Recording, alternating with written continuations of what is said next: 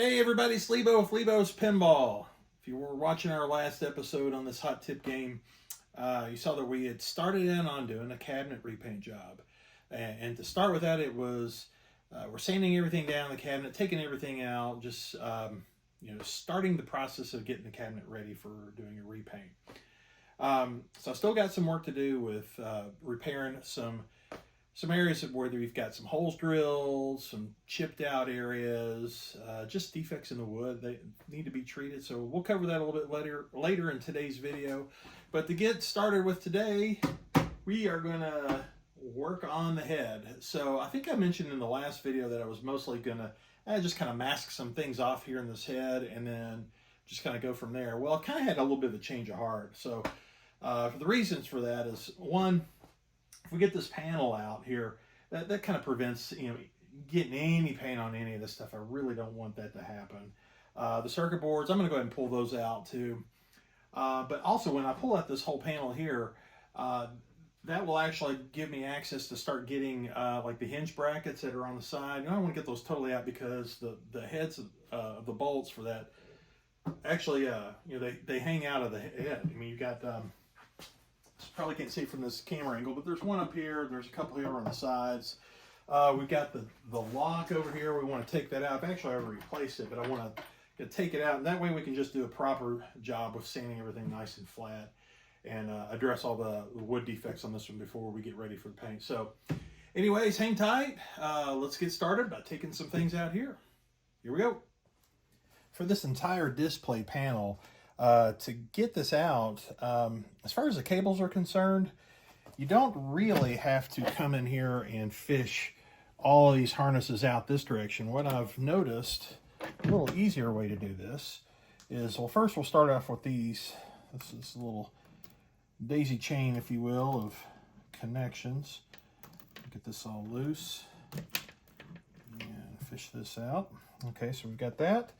And then we've got three other connectors, really. 1, 2, and 3. I believe that's all we got. So what I'm going to do is fish these actually through.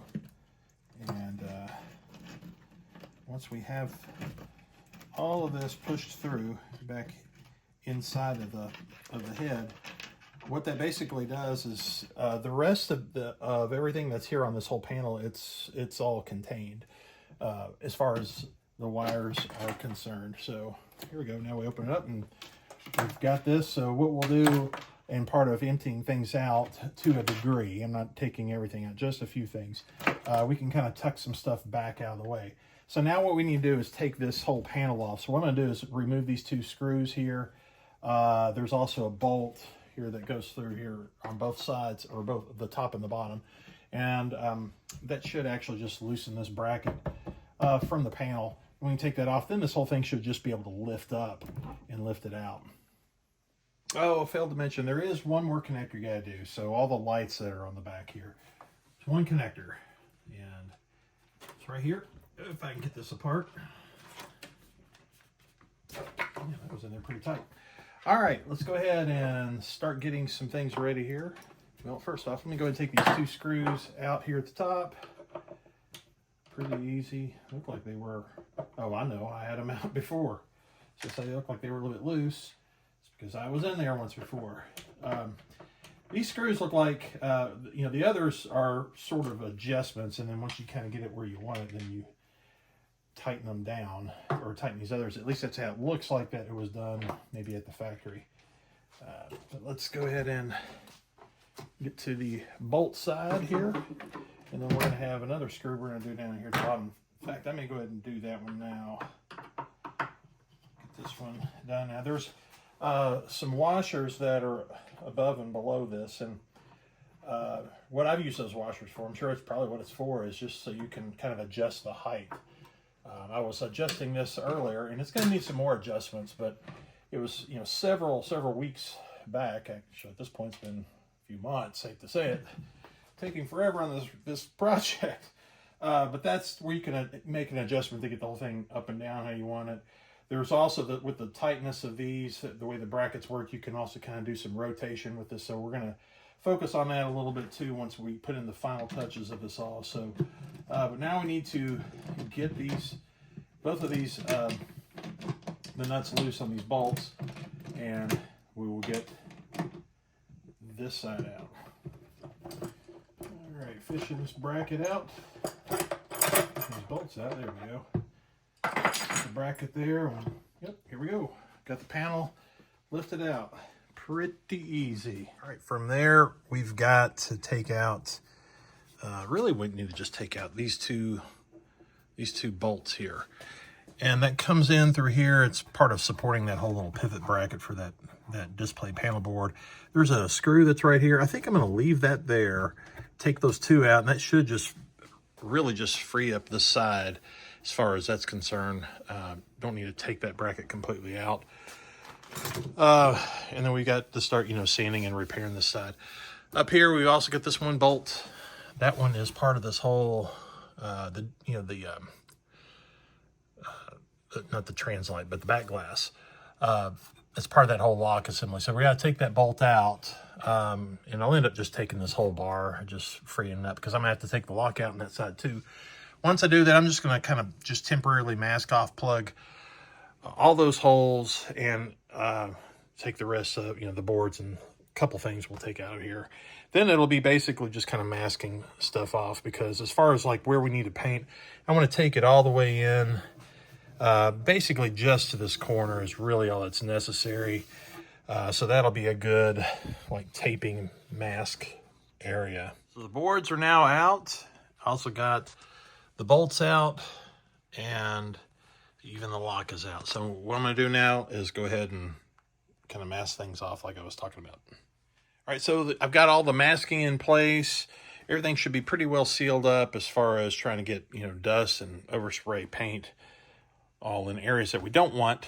One thing I figured I'd just kind of point out, if you look at the paint all through here, this is stuff that I really couldn't get out. I mean, with scrubbing it, it's just not coming out. And that just, it's even more the reason that we need to just get this whole cabinet just redone.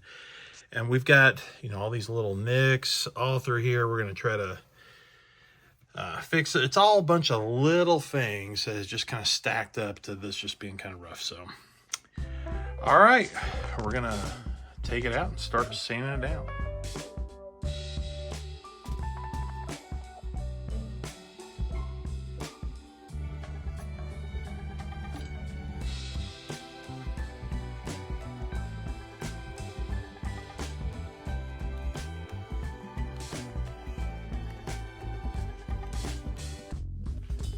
All right, so we got everything basically pretty much sanded down, at least for the most part, all the old stuff. So from here, we're going to start fixing some places. We've got like this one little spot here. I need to fill that in. There's stuff just like little small nicks all over. Got this whole area here. I patched some wood actually in already that had ripped out of it. If you can look here to the side, you can see a big section got ripped out. So that's getting repaired, and we're going to deal with all that. I've already got some nails in here and this piece of wood and some glue, so it's going to be nice and strong behind the actual leg. Speaking of which, if you notice, like you got some of these little lines where legs have kind of impressed themselves in all around the game. It happens all the time. And if you've never used them before, there are these little brackets. A lot of the Stern games use them now, and I think it's Pinball Life. I think it's where I got these. I love these things. I used to use other, kind of like leg protectors, and they're okay and all, but these are way better because the whole idea with it, these go on kind of permanently. Well, not kind of, they do go on permanently. You put them on here and you put a couple screws in, which will actually tighten up the corner just a little bit. But once you throw the leg on, it's spaced out just by the thickness of that metal. It's not very much. But it keeps it from actually impressing into the wood anymore. So that problem that you get there is totally gone. I've done that a number of times. These are really good to use. So anyways, I've got that kind of work to do. Looking up here, I've got the head sitting up here on the top just because I've only got a couple sawhorses right now. But the reason for that is, look at this. This is the back side. Well, this is the back of the head. This would be the left side, and this is the bottom. Got a big part of the whole, laminate edge that's been ripped out. So we're going to fill that in, make that flat again. Probably use a fiberglass type of filler. But anyway, so that's the plan. We're going to keep moving forward.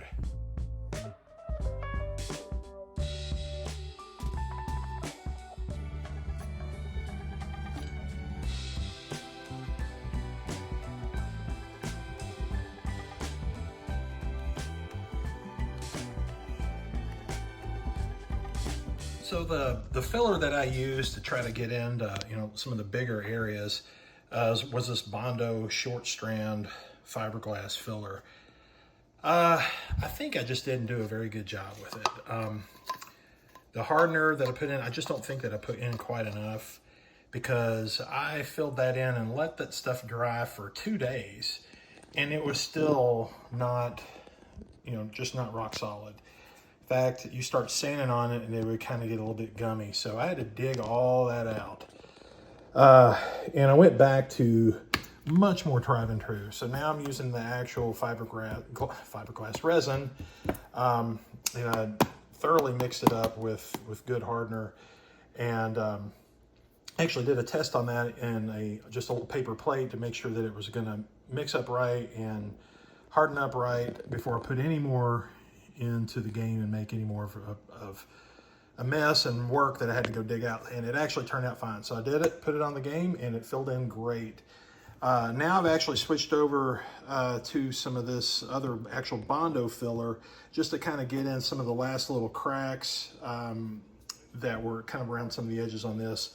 This is just good, really strong stuff, and then this is going to be even better to kind of fill in to some of the little smaller cracks. So now we're going to go sand a little bit more some of the work and just kind of keep going back and forth and get a little more of this in and getting it ready. There's a section in the back I think I mentioned earlier. I'm going to have a little metal bracket that actually goes over this. So this will be hidden actually behind the leg. But there was a big section of wood that was chunked out of here, and it went all the way over here to the edge. So I was able to actually put in part of that wood back because it was still partially attached.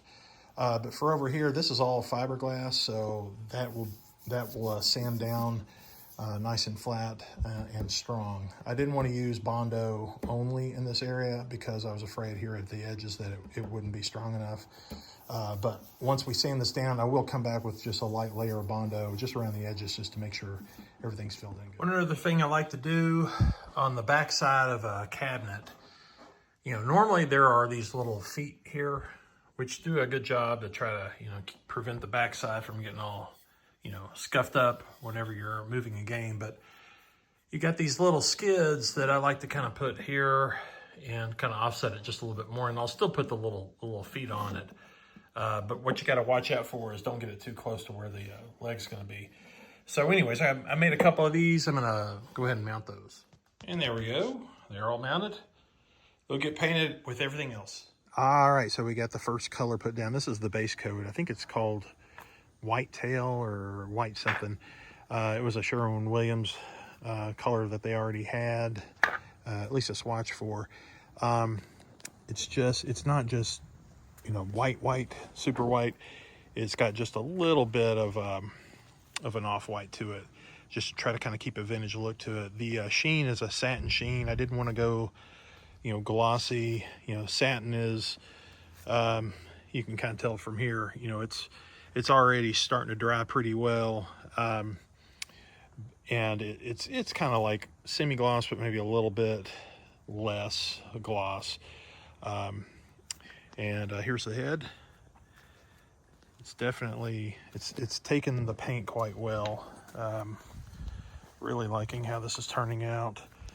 Of course, I got just shadows. I'm outside here because I don't have access to the paint booth like I've used in the past, at least not currently.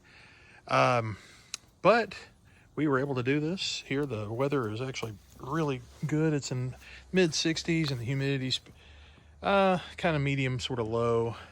So it's gone on well. So next up, we'll be putting the first stencil on and putting the second color. Then we'll get done with that, peel that stencil off, and we'll be putting on another stencil and doing the final color. But to do that final color, I need to make sure that this white is nice and dry. I'm going to let this dry and cure for at least a day. It's kind of getting late afternoon here on a Sunday, so we will probably pick this back up hopefully tomorrow evening. Just kind of check the weather since I have to kind of keep an eye on how I'm doing this. So anyways, thanks for watching. I think we're going to go ahead and wrap it up for now, and we'll see you guys next time.